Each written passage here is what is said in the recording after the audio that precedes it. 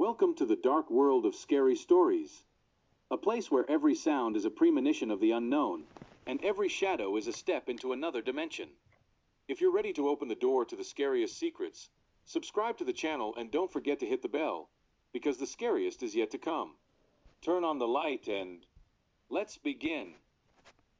The witches' forces, shadows of the rulers several centuries ago, in distant lands where the forests stretched to the horizon and rivers twisted through dark waters between vast stone formations, gods ruled who became terrors for humanity.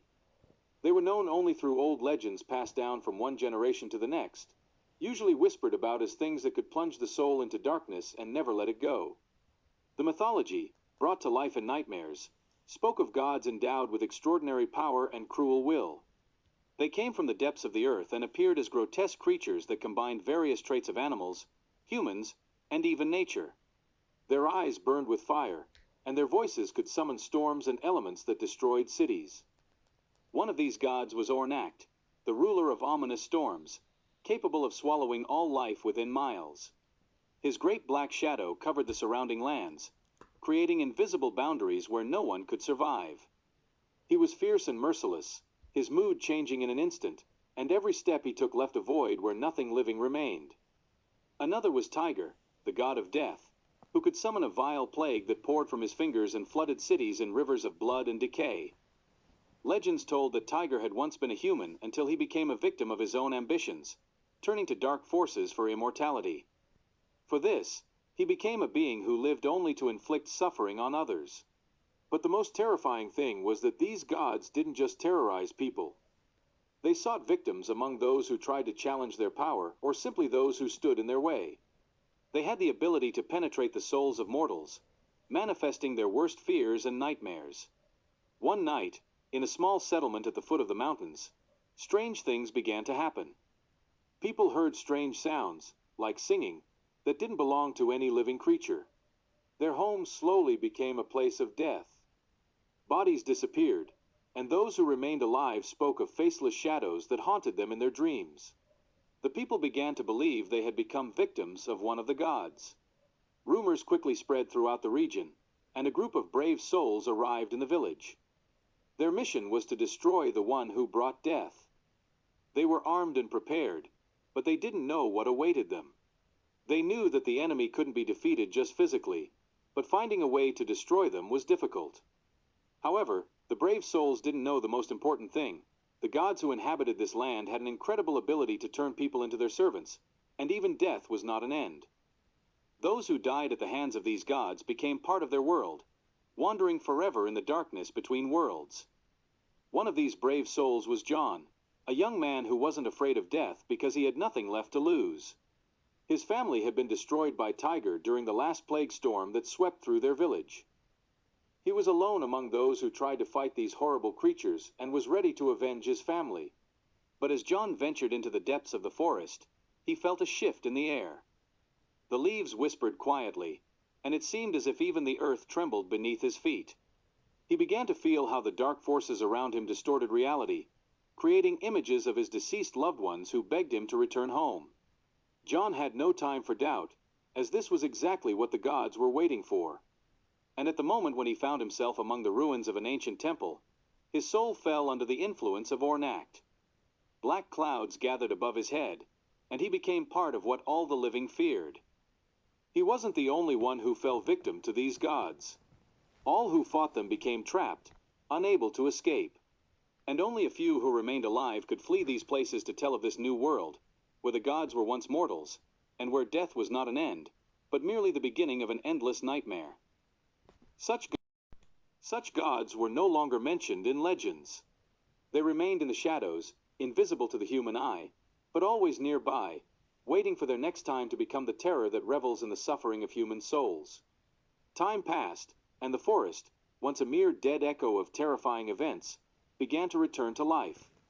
The trees grew once again, and the earth became soft, as it once was, but it still kept dark secrets within. Though the villagers who lived on the outskirts tried to forget these nightmares, they still heard whispers in the wind that brought memories of what had happened.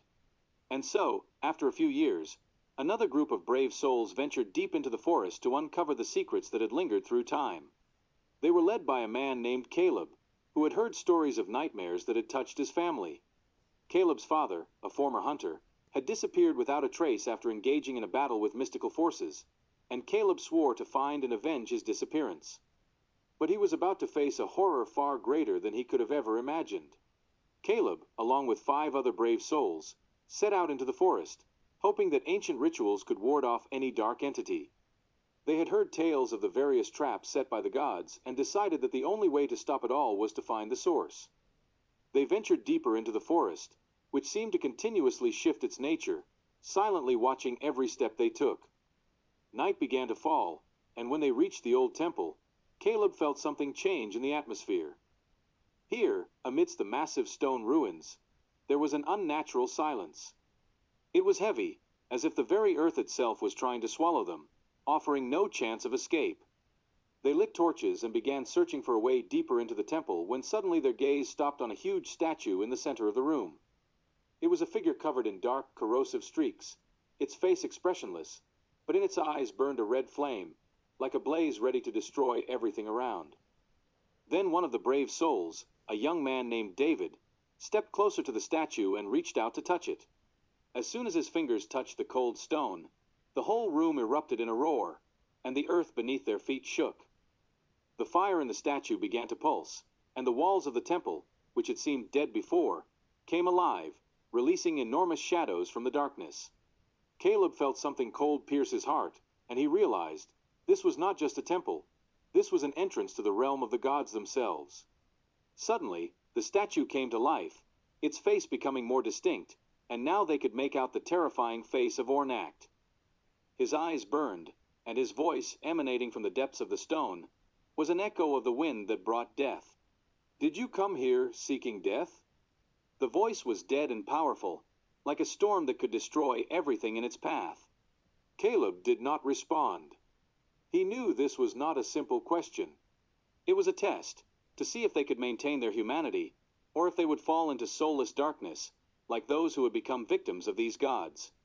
The shadows around them came alive, and with each step, the brave souls felt their strength weakening. One by one, they began to disappear. First, David vanished when a dark hand grabbed him and pulled him into the earth that split beneath his feet. The second disappeared when chains emerged from the shadows, wrapping around his body and dragging him upwards, where his soul was consumed by fire. Only Caleb remained.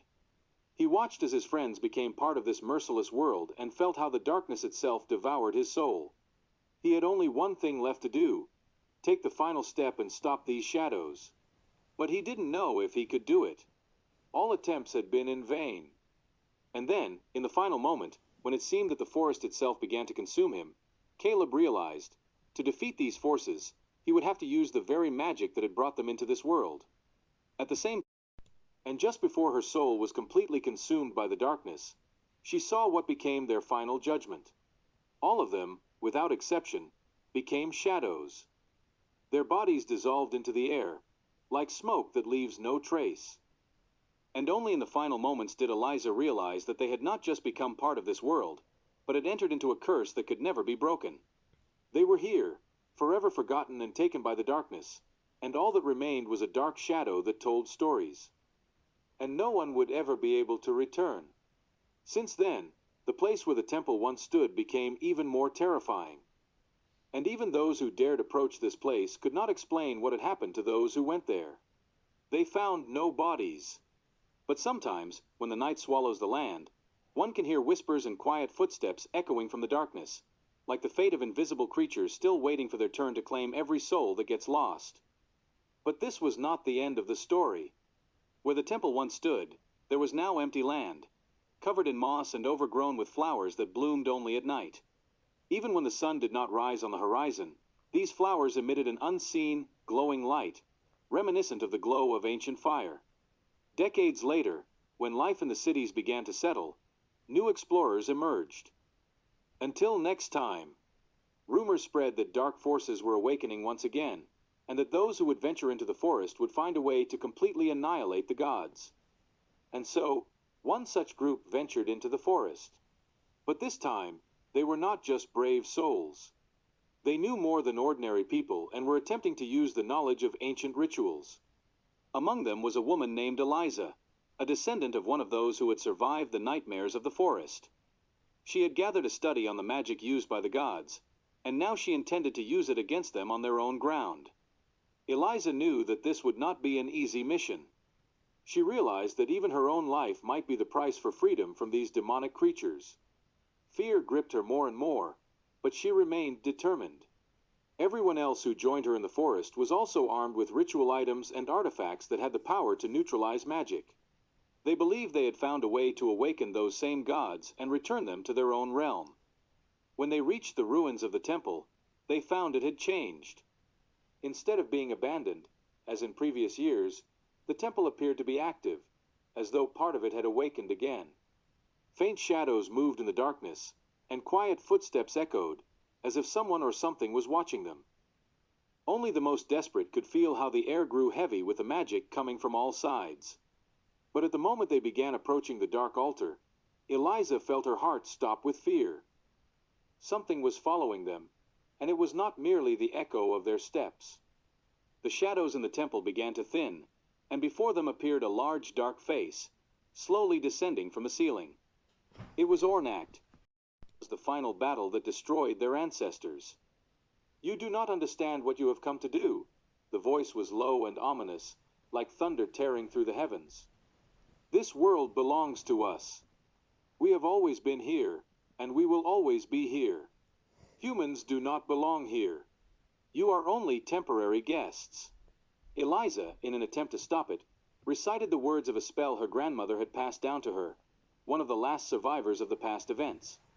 However, Ornact merely laughed, and his laughter was so dreadful that even the air around them turned cold, like the sweat of coal. "You humans do not understand how this power works," he said, and his face began to dissolve into the darkness, leaving only silhouettes that became part of the space. "We do not leave. We remain. And when you leave, we simply return, leaving only death behind." And when the last sound of his voice faded into silence, the temple crumbled, and darkness consumed everything around them. The legend was true. The gods cannot be destroyed.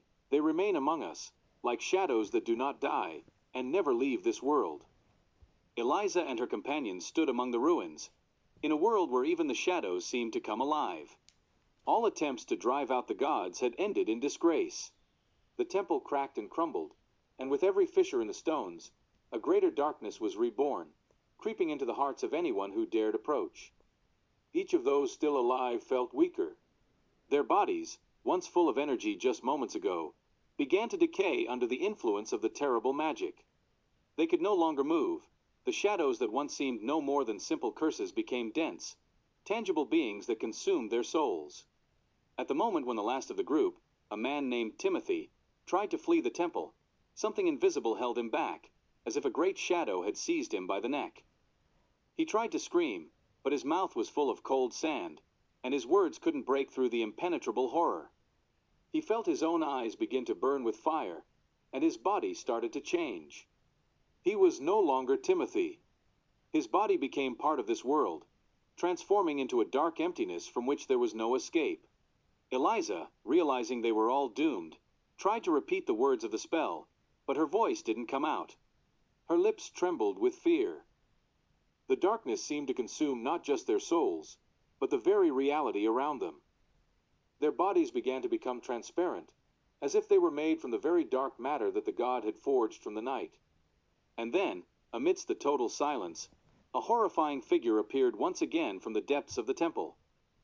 It slowly rose from a crack in the stone, like an ancient monster that had been hiding in the depths of the world, waiting for the moment when its forgotten eyes would open once more. This was not just a shadow. This was Ornact himself, and he was not the same as before. Now, as his face became clear once again, it was visible how it expanded, how it endlessly grew, absorbing every living cell left. His gaze was like a black whirlpool, and even the sky trembled at what had emerged. "Did you think you could destroy me?" His voice echoed like thunder, resonating in the ears of anyone still alive. "I am not just a god. I am that which exists between worlds. Those who have called upon me have become part of this world. And what you are trying to do is just another path, one that you will inevitably walk. And as his last words pierced the silence, the world around them began to thicken, intertwining reality and nightmares with one another. The walls of the temple became alive, their cracks suddenly shifting, forming deadly labyrinths with no way out. The darkness grew denser, like a vice tightening around the heart of each one. With her last strength, Eliza tried to escape this nightmare, but each step felt heavy, as if her body had become part of this futile emptiness. And just before her soul was completely consumed by the darkness, she saw what became their final judgment. All of them, without exception, became shadows. Their bodies dissolved into the air, like smoke that leaves no trace. And only in the final moments did Eliza realize that they had not just become part of this world, but had entered into a curse that could never be broken. They were here, forever forgotten and taken by the darkness, and all that remained was a dark shadow that told stories. And no one would ever be able to return. Since then, the place where the temple once stood became even more terrifying. And even those who dared approach this place could not explain what had happened to those who went there. They found no bodies. But sometimes, when the night swallows the land, one can hear whispers and quiet footsteps echoing from the darkness, like the fate of invisible creatures still waiting for their turn to claim every soul that gets lost. And now, when night falls again over these lands, one can see how dark flowers bloom, and their scent brings with it only one question: who's next? And so, as darkness once again envelopes you, we say goodbye, but not for long. Remember, the night is never truly safe. Subscribe so you don't miss the new horrors, and come back when it's time for new nightmares. Beware of the shadows, they are always near. Until next time.